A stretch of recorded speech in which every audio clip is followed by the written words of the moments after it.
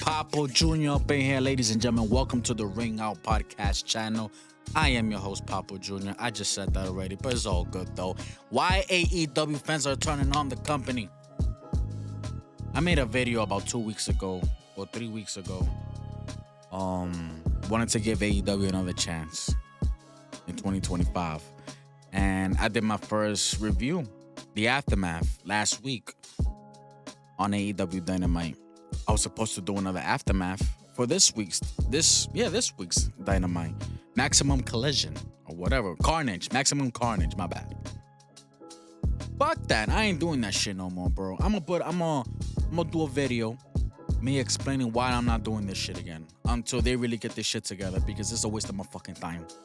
It's a waste of my fucking time. I ain't doing this shit no more, bro. Like, that ass. I'd rather do something else than watching wrestling on a fucking Wednesday night or Thursday morning, Thursday afternoon. Catching up on shit. I'll watch the clips and all that, and that's it. I'm all caught up.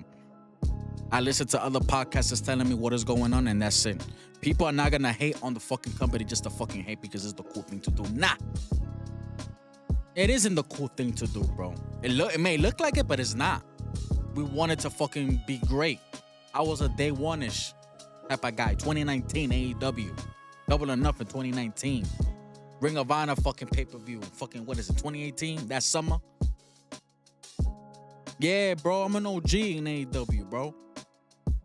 But nowadays, it's like, bro, this is a waste of my fucking time. Let's check out this video, man. This video is by, what is it, Top 10 Wrestling? Let me see. Top 10 Wrestling.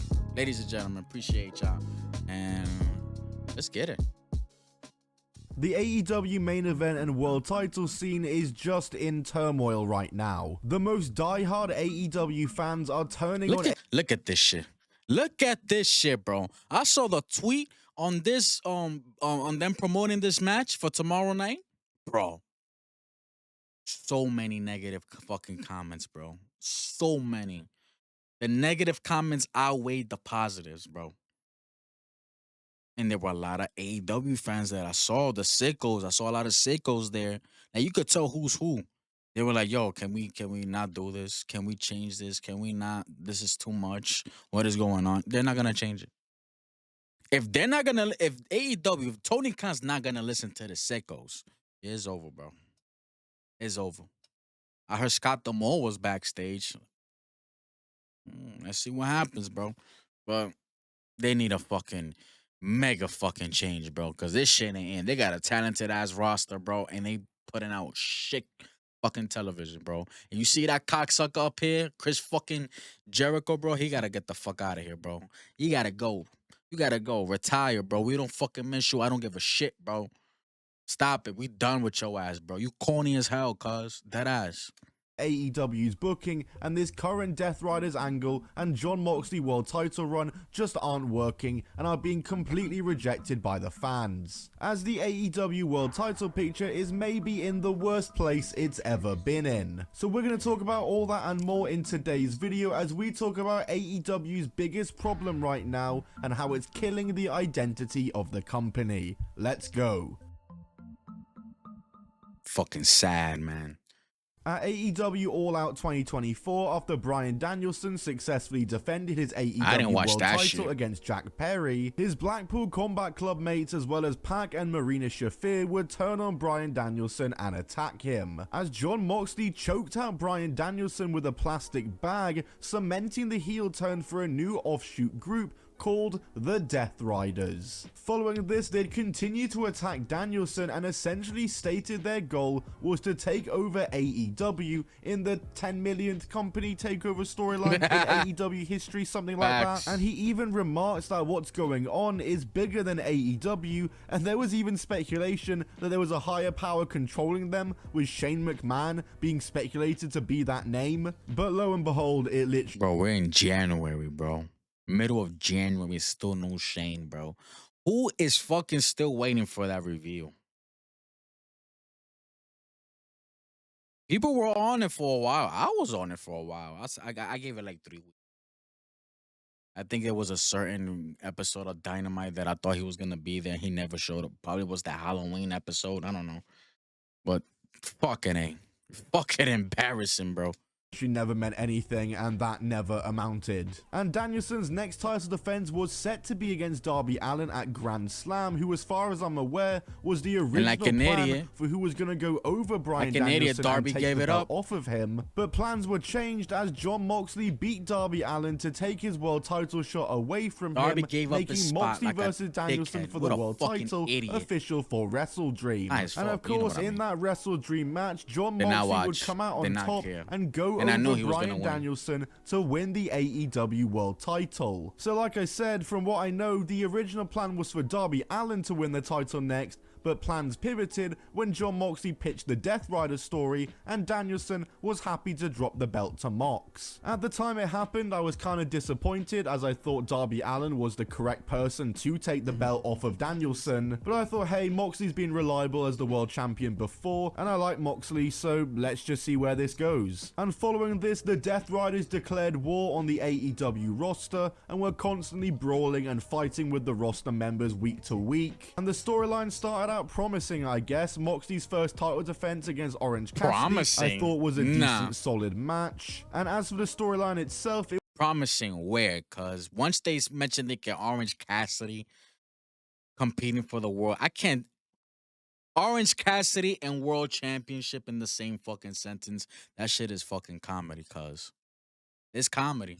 It was nothing new, but it was something that could easily evolve, and there were many different directions and stories to tell, but instead, what we proceed to get is the exact same Moxley promo and Death Rider. And I heard this was embarrassing too. I didn't watch it. Underwhelming and overhyped segments, such as when they were meant to seize TBS, and we just kinda didn't really get that. And we're at a point now where sometimes the belt isn't even present on TV, and safe to say, nobody is enjoying this. This Death Rider storyline has gone off a cliff. Nobody's really been elevated from it, and the last title defense with that 4-way match at World's End was just a train wreck. That shows me Mox is not good at creative at all. He's not good at creative. This is his idea. To do the Death Rider shit. This shit is ass, bro. And he said in a fucking interview recently that the Death Rider shit, the segments, is all cinema or some shit like that. It's the best shit that, no. Why are you lying to us, bro? Maybe for you, cuz, but for everybody else, nah. The ratings are showing. And for the people that are saying, oh, 615,000 viewers on TBS, that's a fucking great number because a lot of people are watching it on Max. Look at the excuse that I knew everybody was gonna start fucking using, bro. Oh, but you probably got like 1 million people watching on fucking Max. I feel like maybe like 50,000 people are watching it on Max, to be honest with you. Seriously. That's how terrible this show is, bro. People are not really gonna go out their way, open their Max subscription, Max app to watch Dynamite there. I mean, if you did it smart like I did, I got rid of Sling TV. Raw's on Netflix. And I use a VPN to watch SmackDown on Netflix. So I don't need Sling TV anymore. Fuck Dynamite. This shit ain't worth the fucking monthly payment that I gotta do for Sling TV. So I cut that shit off. So probably people did that. And they'd be like, oh, I got Max. I don't need Hulu TV, YouTube TV. I just watch wrestling. So I'm gonna do my Max shit. But I say like around maybe 50,000 people are watching it on Max, and everybody else is watching it on TBS because it's the same shit. You're not gonna get the same thing Netflix is doing for Raw. Max is you're not gonna get it. You're gonna get the same exact shit with the commercials and all that bullshit. It's got to the point now where even AEW's biggest diehard supporters are demanding. I just hope y'all get a cheaper price on the pay-per-views. I hope y'all do. I say yeah, because I'm not fucking doing it. Funding for AEW to pivot. It all came to a head this past week on social media when AEW announced this monstrosity of a match for the upcoming Maximum Carnage Collision episode. A 12-man tag match featuring Moxley, Claudio, and Yuta of the Death Riders teaming with the Learning Tree to take on rated FTR FTR, the Outrunners, and Powerhouse Hobbs. Oh boy, where do we even begin? There are so many things wrong with this match. First of all, just to recap if you weren't aware, Cope, formerly Adam Copeland or Edge, is the one who is now feuding with Jon Moxley for the title. He's aligned with FTR, so that's where all the front row kind of come into this match. As for the others, Powerhouse Hobbs is facing Jon Moxley tonight as I film this for the world title, so that's why he's in this. Showing that 12-man tag before this gave away the finish for this match. Gave it away. Hobbs was not gonna win, even though even before that, Hobbs was not gonna win the championship. They just keep it a buck. Y'all should have gave him the title. Y'all wouldn't lost anything. Y'all would have gained. Oh shit, Powerhouse Hobbs is the world champion now. What the fuck happened? Now I'm gonna tune in, type shit. But y'all didn't do it. Y'all didn't do it. This match. The Outrunners, though, I guess AEW's thinking was, hey, they're a babyface tag team, not doing anything this week, let's just chuck them in there. And the learning tree being in there, oh my god, just makes no sense at all storyline wise, and just goes against the Death Riders' entire manifesto and what they're supposed to stand for. It makes no sense that the Death Riders would ever team up with the learning tree. Unless Mox beats them up and refuses to team with them before the match, this all makes no sense, and this entire match is just such bad booking by AEW, and the fans have sure let them know, so the ball is in AEW's court whether or not. 2.1 million viewers, only 2K likes, 2K reposts. That's not people be like, oh, they got a lot of likes. Yeah, but 2.1 million views and you only got 2,000 likes. That's terrible. That's terrible. If this was a good thing, y'all should have 500K likes, maybe 700K likes. Yo, you only got 2K likes with 2.1 million views, bro. People would think that's a good business. No, it's not, bro. Look at the ratio on that, cuz. I hope I'm using that term right. But look, it's terrible. Not they follow through with it and book this match, but my god, I really hope they don't. As I said though, the current challenger for the world title is Cope, who is likely to be challenging Moxley for the belt soon, maybe at the pay-per-view, I'm not too sure, which is another problem because, don't get it twisted, I like Cope. However, it makes no sense that it's an ex-WWE wrestler who's only been in the company for 2 years who is rallying up the AEW roster to fight against the Death Riders. And the most annoying thing as well with Cope is that he had an awesome TNT title reign before he got injured and had to vacate it, which every AEW fan enjoyed, so they easily could have just had him return and go back for the belt he never lost. And where is that TNT championship at? Around a boring ass Danny Vanilla Garcia, bro. Seriously, ain't nobody talking about this dude, bro. That TNT championship is fucking muerto, bro. Dead. I just translated it for y'all. Dead, bro. Ain't nobody talking about that shit. And that's not Danny's fault. That's not Danny's fault. That's fucking Tony Khan. Paid him, gave him a title, and shut him up. So he won't go to WWE. Fucking, yo, this nigga Tony Khan, yo, you a petty ass cocksucker, bro. That's another Vince McMahon right there.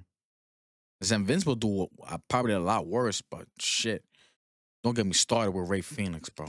As a much more believable and realistic storyline whilst going in a different direction with the Death Riders, but alas, no, they've gone this direction. It's believed that Darby Allin will still be the one to win the belt next and will be the one to defeat Moxley for the world title, but he's actually going to be away from AEW for a few months as he prepares to climb Mount Everest, which means we may be stuck with this Mox world title reign until at least the summer, which has many AEW fans just crying out for the company to pivot now. The main suggestion I've seen for a pivot is to just hand the belt to Kenny Omega, who recently returned to AEW. He had a great return performance at Wrestle Dynasty, and Kenny looked like he don't even want to fucking be there. He was more happy in Japan than he wasn't when he made his return at last week.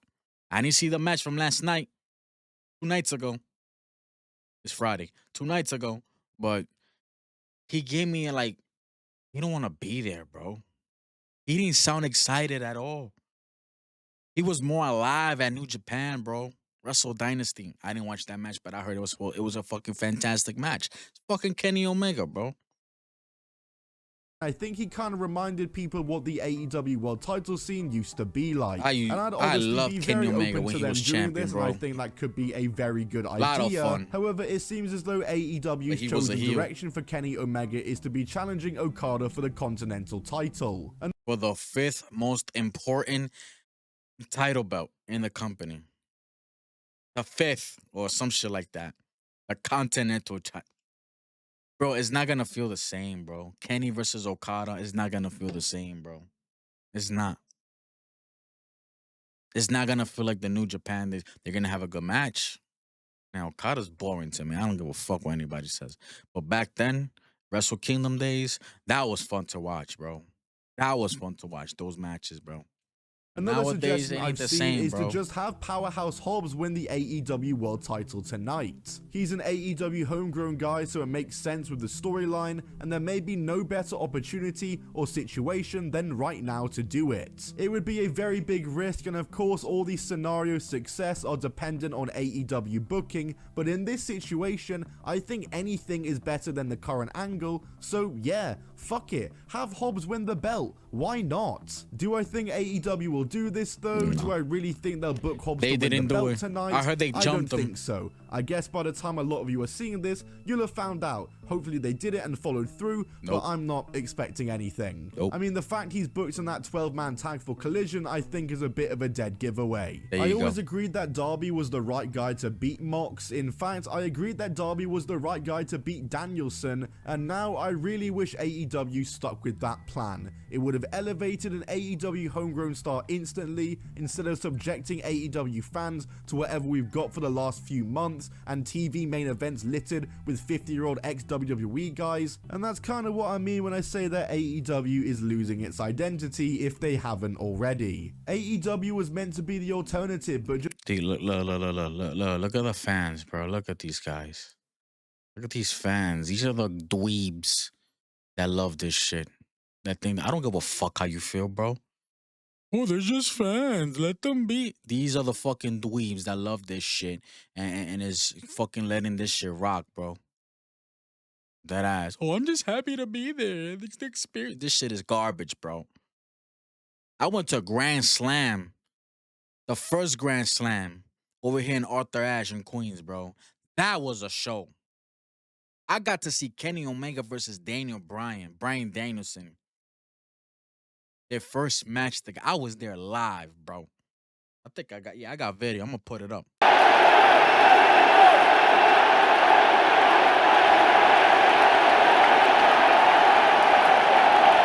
I'm gonna be deaf tonight.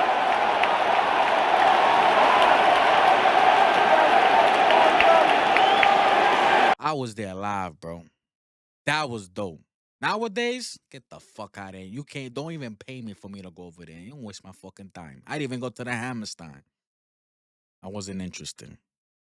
Just weeks into this new Max deal, and we've got Chris Jericho versus Dax Harwood main event. And I heard this was terrible too. I mean, come on. And I'm saying that as someone who likes FTR. A match like that and the 12-man tag being main events for AEW TV just goes completely against what AEW was meant to be. And now with Darby Allin out for a few months, AEW are in desperate need to pivot this storyline or give something in the meantime. AEW notoriously have never been good at plan B booking though, so to speak. Anytime AEW have been forced into a corner where they've been forced to make a quick decision and pivot away, it's never really ended up well, other than maybe Samoa Joe winning the world title. That is the only instance I can think of. But as it stands with the way things currently are and how the booking is going, I don't know if the fans are going to hold out for that long for Darby Allin, and they just need to pivot. Like I said, if I was the booker, I'd either have Powerhouse Hobbs pick up the surprise win tonight, or have Kenny Omega beat Moxley for the belt, and you can still have Omega versus Okada in the summer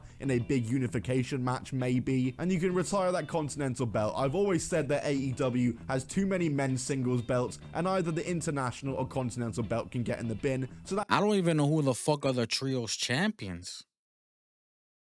Who the fuck are I don't give a shit. That's the perfect scenario for me. With a tag? Oh yeah, Private Party. If AEW will Also, the Death Riders are the trios. will do this though, once again, to me is unlikely, but remains to be seen, and I guess all we can— You're not getting this again, bro.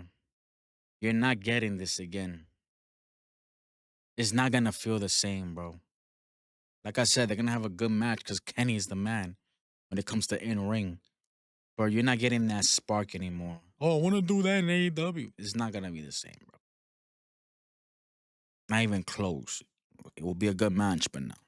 can do is wait and see, but I'm just not sure There you go. AEW That can answered my afford to question. continue to do this Shitty if ass they don't fucking- want to lose their core fucking audience. stable faction, As for my whatever. opinion on Jon Moxley, this entire I can't take Wheeler Yuta serious, bro. He's not a main eventer, and they put him in the main events. He ain't that guy, bro.